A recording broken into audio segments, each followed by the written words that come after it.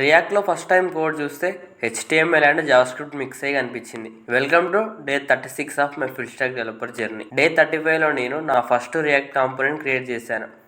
ఇవాళ నేను react start చేసినప్పుడు నాకు వచ్చిన బిగ్గెస్ట్ కన్ఫ్యూజన్ గురించి చెప్తాను. JSX react code first time చూస్తే నాకు షాక్లా అనిపించింది. జావాస్క్రిప్ట్ ఫైల్లో HTML లాగా కోడ్ ఉంది. అప్పుడు నా మైండ్ ఒకటే క్వశ్చన్, HTMLని JSలో ఎందుకు రాయాలి? ఇంకో కన్ఫ్యూజన్, కర్లీ బ్రేసెస్. HTML ఇవి లేవుగా. రియాక్ట్లో మాత్రం కర్లీ బ్రేసెస్ లోపల వేరియబుల్స్ యూజ్ చేస్తున్నారు. స్టార్టింగ్ లో చాలా వేడిగా అనిపించింది. అప్పుడు ఇంకో స్మాల్ షాక్, క్లాస్ బదులు క్లాస్ నేమ్ ఎందుకు యూజ్ చేస్తున్నారు? స్మాల్ డిఫరెన్స్, కానీ చాలా ఎర్రర్స్ వచ్చాయి స్టార్టింగ్ లో.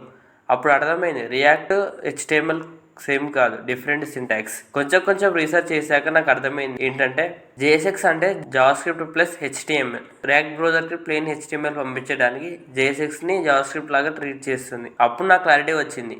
రియాక్ట్లో UI డైనమిక్గా క్రియేట్ చేయాలంటే JSలో HTML రాయడం ఈజీ. స్టాటిక్ పేజ్ కాదు, డైనమిక్ UI. సో డే 36లో నేర్చుకున్న లెసన్, JSX ఫస్ట్ టైం కన్ఫ్యూజింగ్గా అనిపిస్తుంది, కానీ వన్స్ అర్థమైతే రియాక్ట్ పవర్ఫుల్గా అనిపిస్తుంది. నెక్స్ట్ వీడియోలో నేను రియాక్ట్లో స్టేట్ అంటే ఏంటి, నేను ఎలా అర్థం చేసుకున్నానో షేర్ చేస్తాను. This is day 36 of my journey. Follow and subscribe for the next part. Bye.